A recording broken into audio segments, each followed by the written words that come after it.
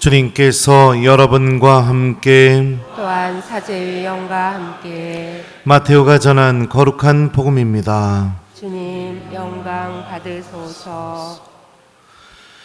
그날 예수님께서는 집에서 나와 호숫가에 앉으셨다. 그러자 많은 군중이 모여들어 예수님께서는 배에 올라 앉으시고 군중은 물가에 그대로 서 있었다. 예수님께서 그들에게 많은 것을 비유로 말씀해 주셨다. 자, 씨 뿌리는 사람이 씨를 뿌리러 나갔다. 그가 씨를 뿌리는데 어떤 것들은 길에 떨어져 새들이 와서 먹어버렸다. 어떤 것들은 흙이 많지 않은 돌밭에 떨어졌다. 흙이 깊지 않아 싹은 돋아났지만 해가 솟아오르자 타고 말았다.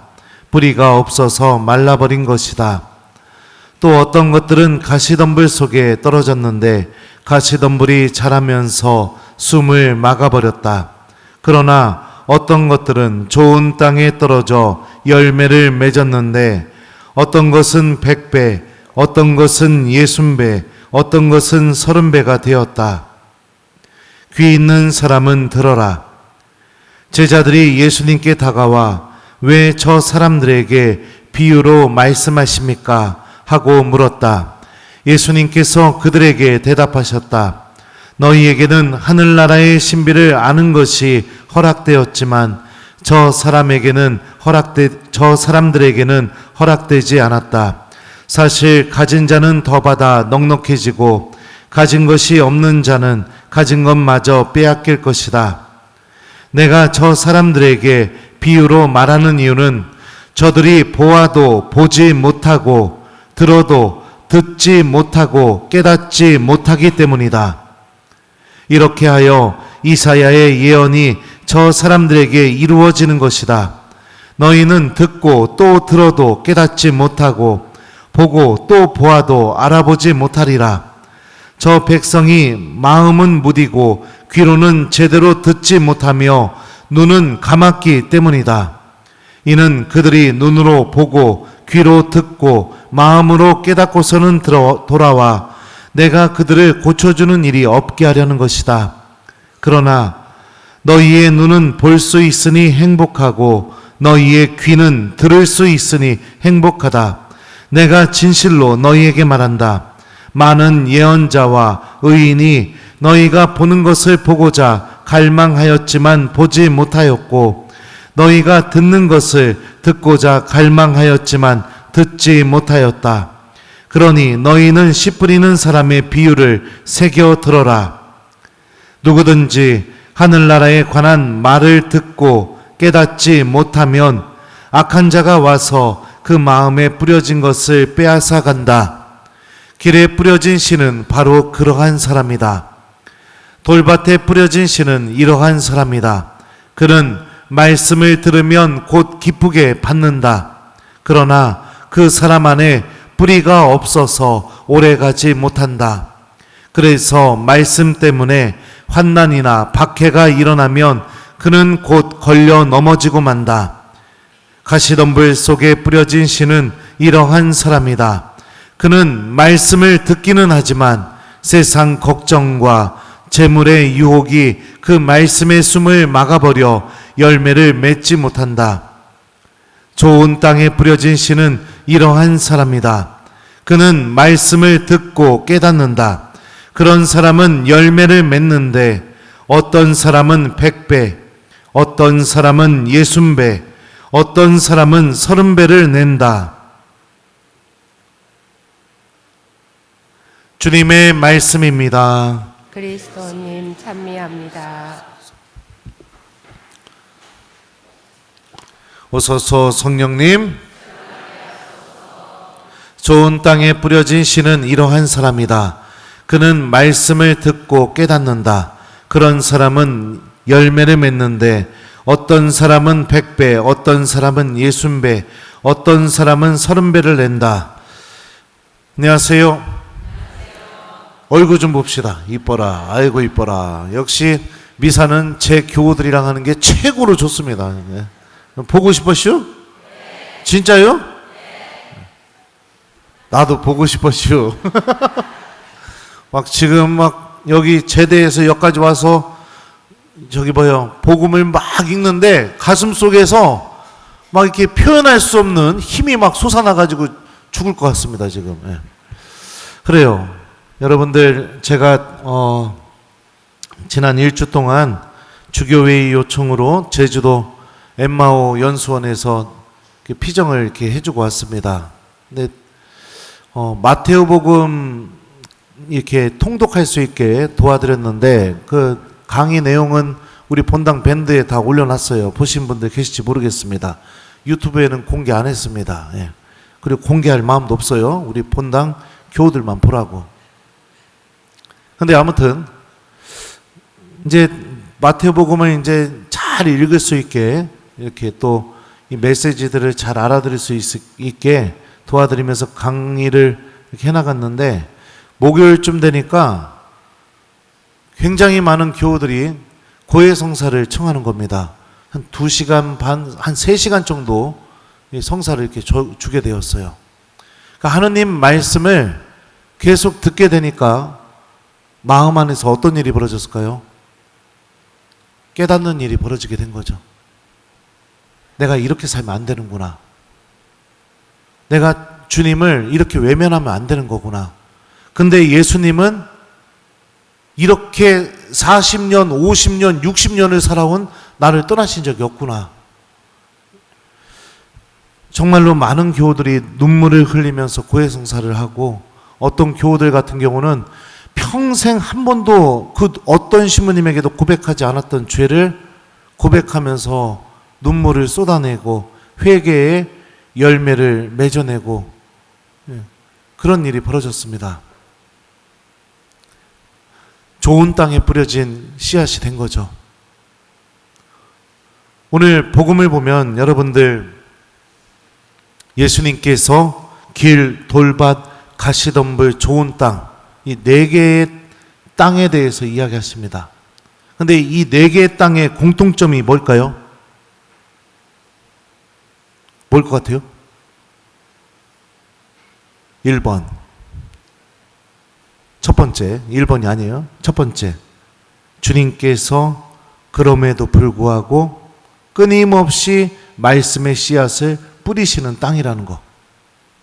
길이든 돌밭이든 가시덤불이든 좋은 땅이든 끊임없이 포기하지 않으시고 말씀의 씨앗을 뿌린다는 거.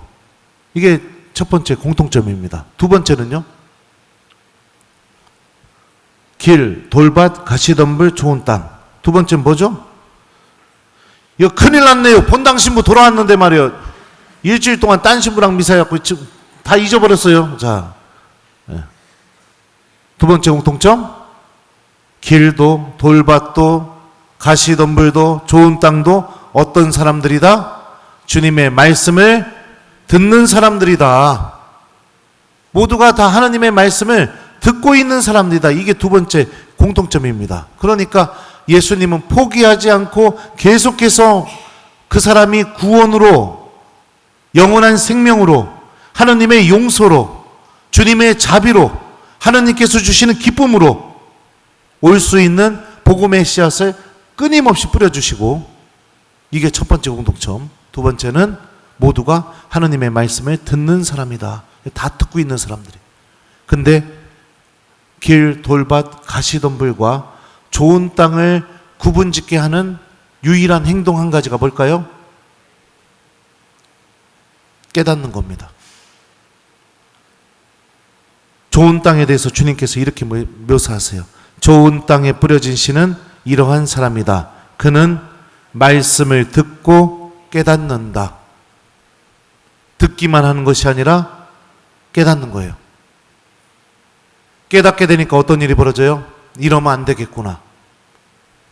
내가 이렇게 살면 안 되겠구나. 내가 이거 하면 안 되겠구나. 내가 이걸 더 해야겠구나. 깨닫는 거예요. 그러니까 고해소로 오고, 그러니까 성전으로 걸어오고, 그러니까 복음을 또 펼치고, 그러니까 하느님의 말씀이 나를 움직이게 되는 열매가 맺어지게 됩니다. 오늘 일독서를 보면 주님께서 우리에게 뿌려주시는 이 복음의 씨앗이 어떤 힘을 갖고 있는지에 대해서 분명하게 이렇게 말씀하셔요. 이처럼 내 입에서 나가는 나의 말도 나에게 헛되이 돌아오지 않고 반드시 내가 뜻하는 바를 이루며 내가 내린 사명을 완수하고야 만다. 반드시 이루어지는 힘이 담겨져서 우리들에게 뿌려지게 됩니다. 그리고 그 말씀의 씨앗을 듣고 깨닫는 사람 안에서는 반드시 이루어지는 이 말씀의 힘이 그 사람 안에서 드러나게 되죠. 그래서 그를 움직이게 됩니다. 본당에 부임해서 여러분들과 살아온 지 5년째예요. 그죠? 저는 여러분들의 마음의 밭이 좋은 땅이 되려고 노력을 많이 했습니다. 하나님의 쟁기처럼 쟁기 날이 들어가게 되면 밭이 갈아지고 돌이 솎아지고 가시덤불이 걷어지는 것처럼 끊임없이 여러분들이 주님의 말씀을 기억하고 말씀 안에 살게 하려고 5년 동안 살아왔고 또 지금도 계속 그렇게 살 겁니다. 주님께 감사드리는 일은 무엇이냐? 우리 본당에 좋은 땅을 가진 교우들이 점점 늘어나고 있다는 게 주님께 감사드립니다. 제가 쟁기날이 돼서 본당의 밭을 열심히 갈았더니 교우들이 미사에 오는 교우들이 늘어나고 성체 앞에 머무는 교우들이 늘어나고 고해 성사를 자주 하고 하느님의 말씀을 기억하는 교우들이 늘어나고 있어요. 그런데 저는 참 신기한 게 뭐냐? 여기서 만족이 안 돼요. 떠날 때까지 여기 앉아있는 모든 사람이 다 좋은 땅이 되게 만들고 떠나고 싶어요. 이게 본당 신부의 마음입니다. 갈고 갈아서 여러분들이 하나님 말씀 때문에 멈추고 내어주고 움직이고 일어나고 앉고 그런 일이 일어나기를 열렬히 소망한다고요. 사랑하는 교우 여러분들, 오늘 길에 대한 예수님의 말씀을 한번 들어봅시다. 길에 뿌려진 씨앗에 대한 말씀이요. 누구든지 하늘나라에 관한 말을 듣고 깨닫지 못하면 악한 자가 와서 그 마음에 뿌려진 것을 빼앗아간다. 길에 뿌려진 씨는 바로 그러한 사람이다. 말씀을 듣고 깨닫지 못하면 누가 와서 그 말씀의 씨앗을 빼앗아갑니까? 누가요? 1번 악마, 2번 본당 신부님. 몇 번이에요? 몇 번? 네. 미사가 끝나고 복음 말씀이 기억이 안 나는 이유가 뭡니까? 누가 뺏어간 거예요? 1번 악마, 2번 본당 신부님. 몇 번이에요? 네, 악마가 뺏어간 겁니다. 여러분들 이거 심각하게 받아들여야 됩니다. 오늘 복음과 똑같은 이야기하라는 루카복음 병행구절이라고 합니다. 루카복음의 말씀도 한번 읽어드리겠습니다. 길에 떨어진 것들은 말씀은 듣기는 하였지만 악마가 와서 그 말씀을 마음속에서 앗아가 버리기 때문에 믿지 못하여 구원을 받지 못하는 사람들이다. 악마한테 말씀 뺏기면 어떻게 된다고요? 믿지 못하여 무엇을 받지 못해요? 구원을 받지 못한다. 믿지 못하여 구원을 받지 못한다. 왜요? 하느님의 말씀은 어떤 힘을 갖고 있어요? 그 사람이 구원을 받을 수 있는 구원의 질서를 우리들 마음 안에 잡아주는 힘을 갖고 있으니까요. 그래서 죄 앞에서 멈추게 만들고요. 그래서 인색함 앞에서 또 멈추게 만들고요. 험담 앞에서 하느님을 떠나게 되는 모든 것 앞에서 멈추게 만듭니다. 그리고 어떻게 합니까? 사랑을 실천하게 해주고요. 기도하게 해주고요. 복음적인 판단을 내가 하게 만들어주고요. 내 입에서는 이웃에게 더 힘이 되는 말이 나오게 만들어주고요. 이게 주님의 말씀이 갖고 있는 힘이죠. 악마는 이 일이 여러분들 안에서 일어나지 않기를 너무나 바라요. 다 데리고 지옥 가고 싶어 합니다. 나의 일상이 하느님과 아무 상관없이 그 상태에 익숙해지게 만들고요.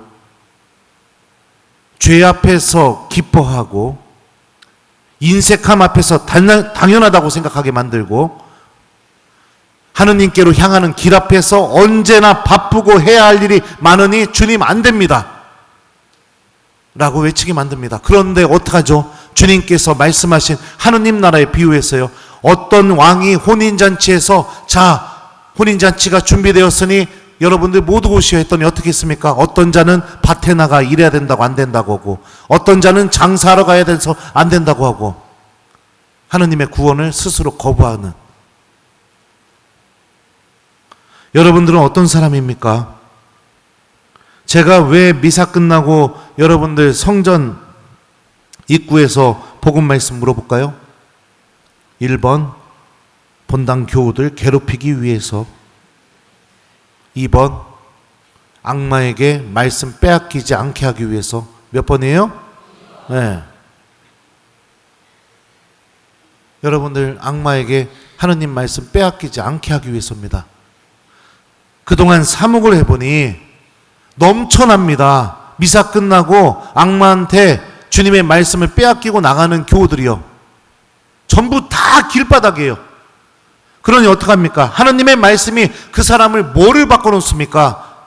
무엇을 바꿔놨어요? 여러분들에게 무엇을 하게 만들었고요? 주님의 말씀이 도대체 여러분들 안에서 어떤 힘을 드러냈냐고요? 혼내는 거 아니에요. 갑자기 왜 그런데? 진정해야지.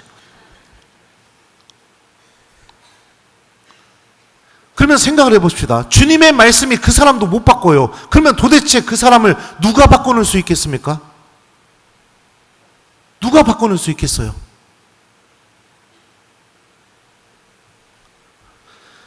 사랑하는 교회 여러분들,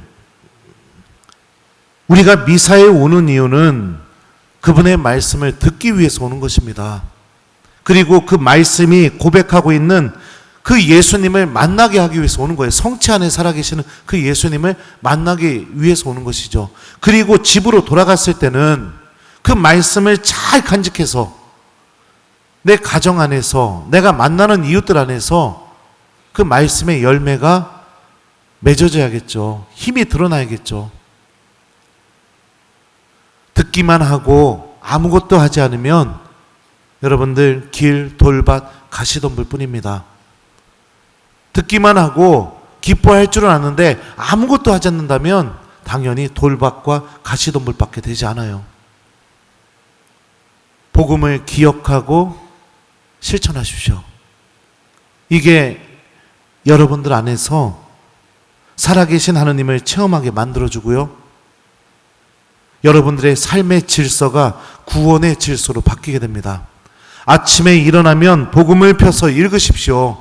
주님께서 여러분들 마음 안에 복음의 씨앗을 뿌려줄 수 있게요.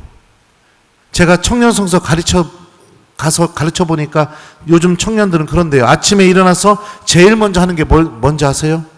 스마트폰을 열어서 주식부터 먼저 본대요. 그러면 그 하루가 어떻게 될까요? 돈의 질서가 잡히게 되겠죠. 복음을 읽으십시오. 그분의 말씀이 여러분들을 변화시키게 만들고, 여러분들 주머니에서 무엇인가를 내놓게 만들고, 여러분들이 무엇인가 가기 싫은 곳에 가게 만들고, 여러분들이 하기 싫은 것을 하게 만들게 될 때 여러분들의 마음은 좋은 땅이 되어가고 있고, 주님을 만나러 갈 때 양손에 이 복음의 열매를 주렁주렁 들고 예수님을 만나러 가겠죠. 명절 때 생각해 보세요. 부모님 집에 갈 때 내가 올 한 해는 좀 부유해서 막 엄마, 아빠 선물부터 시작해서 조카들 선물까지 다 들고 가면은 기분이 어떻습니까? 1번 무진장 나쁘다. 2번 너무너무 기쁘고 막 빨리 집에 가고 싶다. 몇 번이에요? 네. 근데 손이 빈손이면요? 손이 빈손이면 기분이 어때요? 1번, 그래도 빨리 가고 싶다. 누군가는 나한테 줄 거니까. 2번, 가긴 가야 하지만 좀 부끄럽다. 몇 번이에요? 네. 복음의 열매를 많이 맺어내셨으면 좋겠습니다. 저는 본당을 떠나는 그날까지 예수님의 쟁기가 되어서 여러분들 마음의 밭을 갈고 또 갈 겁니다. 복음을 기억하고 또 기억하게 할 겁니다. 그래서 떠나는 그때 기쁘게 떠나고 싶습니다. 근데 5년 동안 그런 분들이 우리 본당에도 있어요. 한 번도 신부님에게 복음 말씀을 이야기하지 않는 사람들.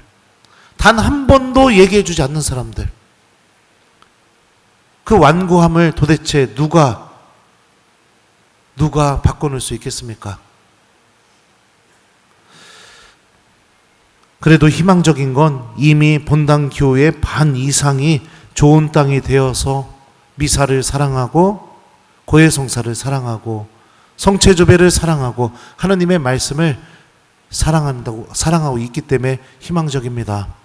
제가 제주도에 있는 동안 우리 신학생, 예비 신학생 연수도 우리 본당이요 같이 했거든요. 본당 신부님이 제주도에 있으니까 니들도 와라 해가지고 부모님들도 오라고 했고, 아침에 새벽 미사를 같이 다 드리고 나서 이제 제가 오전에는 저는 일정이 있으니까 우리 학사님들하고 학사님 부모님들 이제 알아서 놀으라고 보내야 될 거 아니에요.